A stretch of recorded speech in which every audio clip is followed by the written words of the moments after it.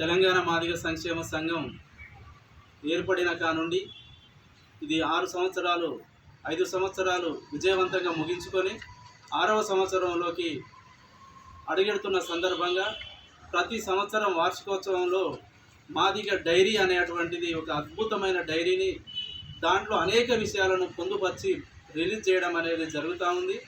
మరి వచ్చే సంవత్సరం అనగా 2024 జనవరి 3వ తారీఖున హైదరాబాద్ నందు మాదిగ డైరీ అనేటువంటి కార్యక్రమాన్ని రిలీజ్ చేయడం జరుగుతూ ఉంది.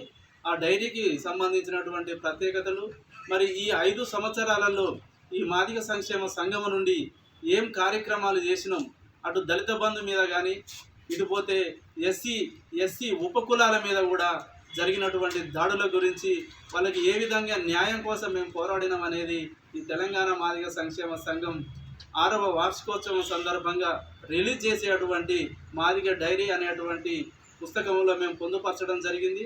ఈ తెలంగాణ రాష్ట్రంలోనే కాదు, ఉమ్మడి రాష్ట్రం అనగా అటు ఆంధ్రప్రదేశ్ కానీ ఇటు తెలంగాణలో ఉన్నటువంటి వాళ్ళు మాదిగల ఉపకులాలకు సంబంధించిన 57 ఉపకులాలు ప్రతి ఒక్కరు కూడా విద్యార్థులు, మేధావులు, రాజకీయ నాయకులు ప్రతి ఒక్కరూ కూడా ఈ కార్యక్రమానికి హాజరై దిగ్విజయంగా సక్సెస్ చేస్తారని చెప్పేసి కోరుకుంటూ ప్రస్తుతం ఈ కార్యక్రమానికి వచ్చినటువంటి తమ్ముళ్లకు ప్రత్యేకమైనటువంటి కృతజ్ఞతలు తెలియజేస్తూ ఉన్నాం.